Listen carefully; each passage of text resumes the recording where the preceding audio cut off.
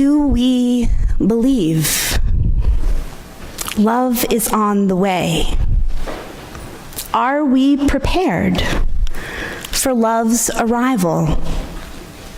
There are certainly preparations taking place for families to gather, meals to be shared, presents to be exchanged, memories to be made.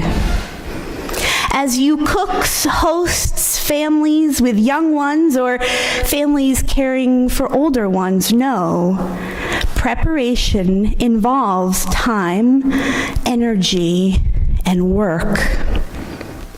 Here at the church, we've been preparing. Worship leaders have been meeting. Musicians and choirs have been practicing. Poinsettias have arrived. The tree is up, decorated, and continuously drinking.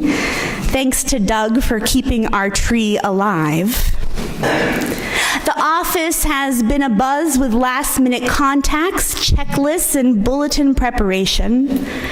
Carolers and chorales have been out offering music to our wider community so that others might feel the spirit and get a taste of the joy and peace, the hope and love this season has to offer.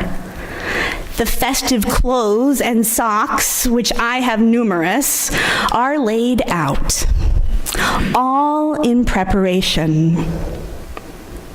And yet, we know that it isn't truly what the season is about. For even if we did not do these things, the Christ child is still on his way. The older I get, the more relieved I am that my family no longer does what we once did. As the oldest grandchild on both sides, you can imagine everyone showered me with gifts for Christmas. And I was always grateful. I never thought I needed more. I also never went without. But there comes a time when a child grows and is expected to follow and carry on those traditions of their family. For years, gift-giving was fun, but it didn't last. At some point, my heart just simply wasn't in it, and I felt the pressure of finding that perfect gift for each person every year, who I truly knew needed nothing at all. So I started to make gifts and crafts, like our children up here were talking of, baked homemade goodies and made candy. That was fun for a while. But one year, my parents came up with a fabulous idea. That while we could spend all this time together, we really didn't need all of that other stuff anymore. Realizing that far too many never had what we did, never had that kind of Christmas, we decided to make some changes in our lives and in the lives of others. And for me, it was one of the best changes we ever made. My parents decided to buy and send gifts of necessity to soldiers across seas. They also adopted children and families in need locally each year. I was grateful and relieved. More importantly, I knew it was right for our family. This countercultural approach has helped me reimagine what is possible this time of year. I no longer feel the pressure or stress of the last-minute craze during the holiday season that too often brought me to a place of negativity and resentment.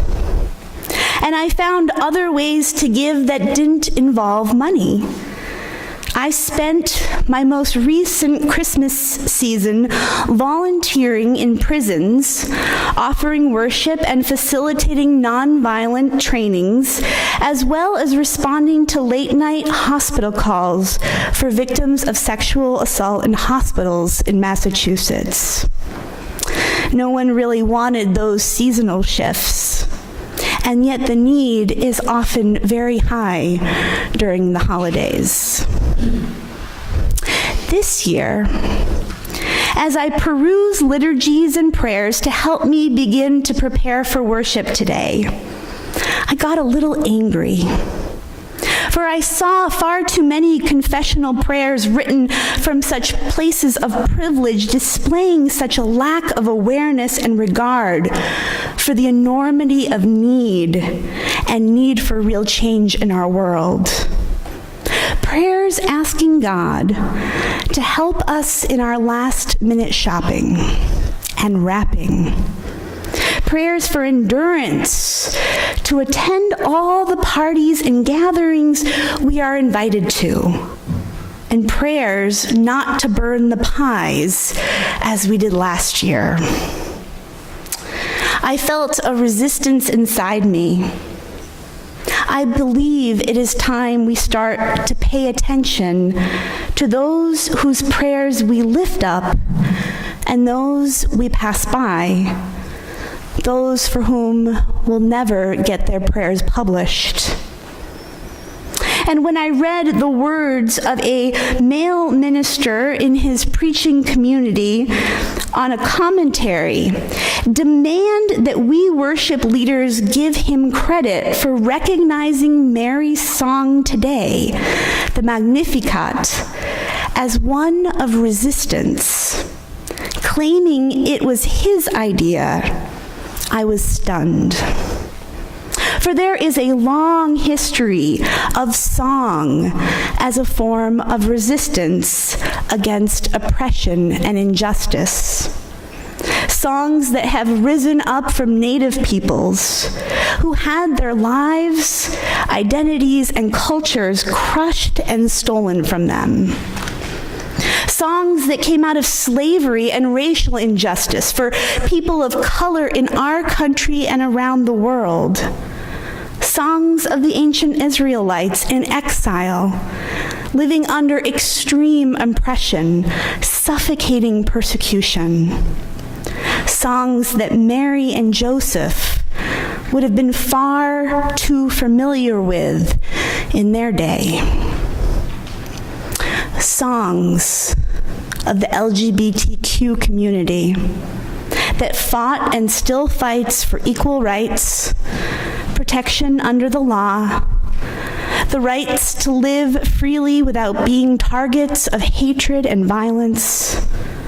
Songs of migrants who have fled their countries out of dire necessity to keep their children alive, just as Jesus' parents did. Mary did not grow up in privilege.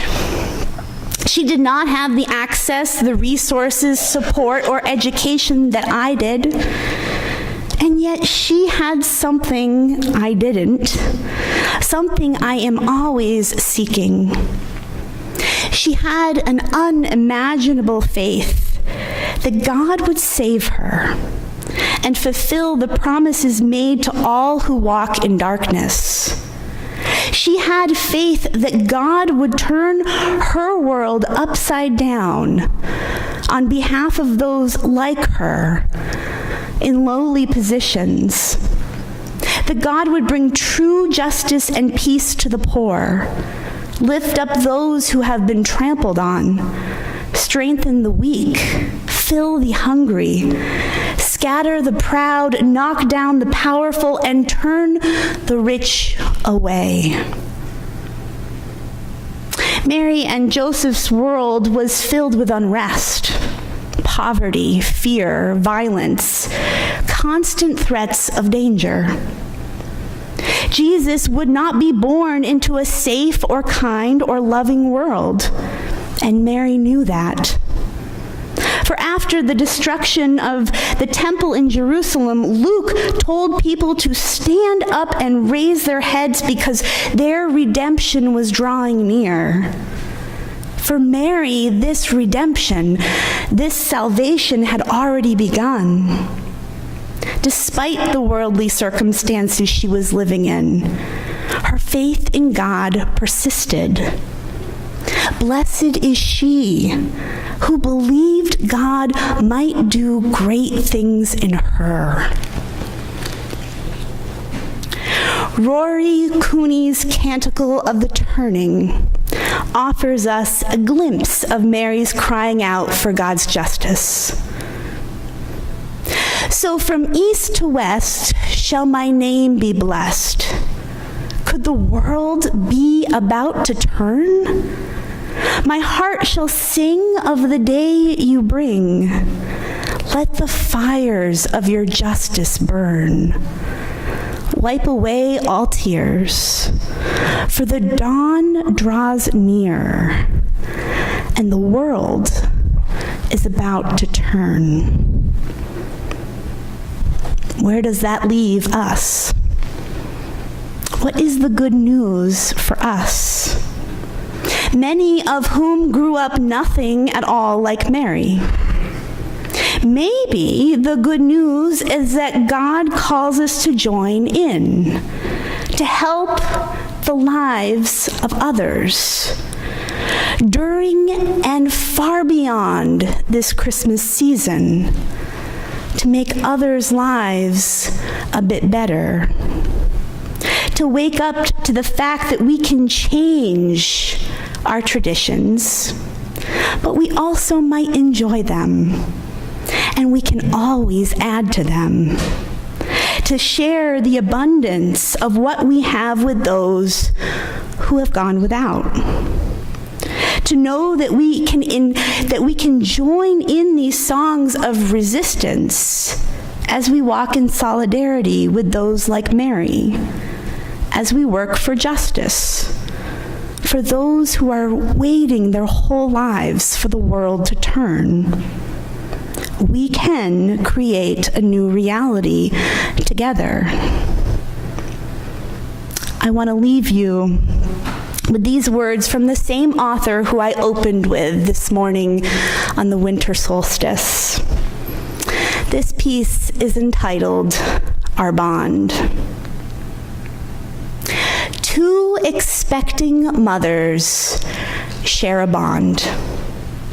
The recognition of the altered balance, the spherical spirit, the parallel gaze, companionship on a hard, bright path, the magnificent power of giving life that others can only surmise. And yet, that gaze, that bond, that power is yours. We have too many religions of gods in clouds. God does not enter the world from the stratosphere. God enters from within each of us. Not magic or might, but in love.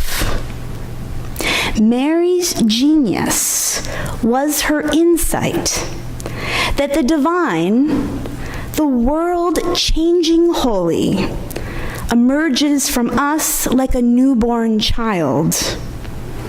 I bear it. You bear it. It's who we are. The beloved begs us to feel, for the leap in us, the divine child in us, that knows its sibling in another, that knows we are connected in our power to give life. Behold that in yourself. Feel for the leap, and know the bond that makes all of humanity, all living creatures, one blessed womb. Amen.